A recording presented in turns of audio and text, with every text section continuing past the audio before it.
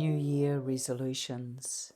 To be honest, when I think of people making New Year resolutions, I always silently shudder.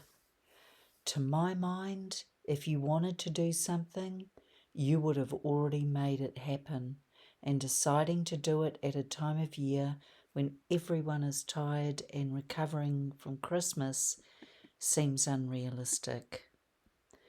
For you as a survivor, the last thing you need heading into 2025 is pressure to make something else happen at a time when you just managed to get through what was potentially the most difficult time of year for you. In other words, don't be too hard on yourself if you find your motivation lacking. Instead, try and focus on acknowledging what you did manage to achieve over the last 12 months. This may be as simple as getting up for work every day, even on those days when you may have been struggling with anxiety or feelings of overwhelm.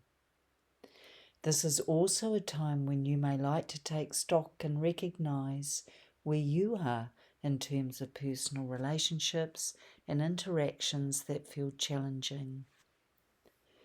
Not everyone recognises how confronting that is for you, but it certainly needs a mention here. Negotiating conflict and difficult conversations is quite a skill and can feel almost impossible. So to manage and be able to overcome some of those is a real credit to you, and one I believe you can assimilate. In fact, you have probably been more proficient and successful than you were this time last year. It's just your mind doesn't allow you to dwell on positives, so recalling them now is a welcome reminder. Also pertinent at this time of year is not all things are equal, meaning not all people cope in the same way that you do. For you as a survivor, there will be situations you have overcome that your non-survivor friends and family would not be able to grasp. This is why, rather than making brand new resolutions, reflecting on what you have achieved becomes more powerful and meaningful to you. Keep in mind that you can only start from where you are, so it's important not to compare yourself to others, especially non-survivors in these situations.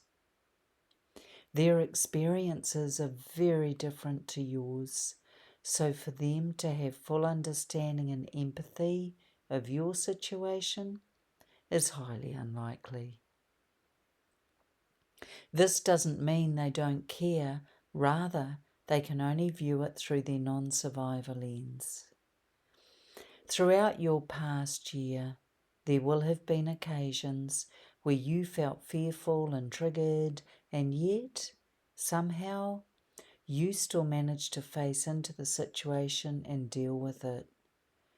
Congratulations, that is something to celebrate, as when looking back, you will notice that was not always something that felt achievable at the time.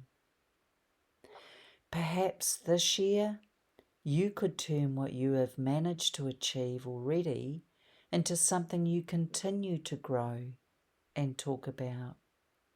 You never know who you are reaching or how, but trust me, someone somewhere is noticing the changes in you, feeling inspired by them, and wanting to do this for themselves. People don't always talk about what they see, but it is a mistake to think they are not aware of the behavioural changes you are now showing. Finally, let your light continue to shine. Respect who you are and know that the best is always in this moment of time, with more possibilities of hope and love than you can ever imagine. So, If you want to have a better 2025, breathe that in.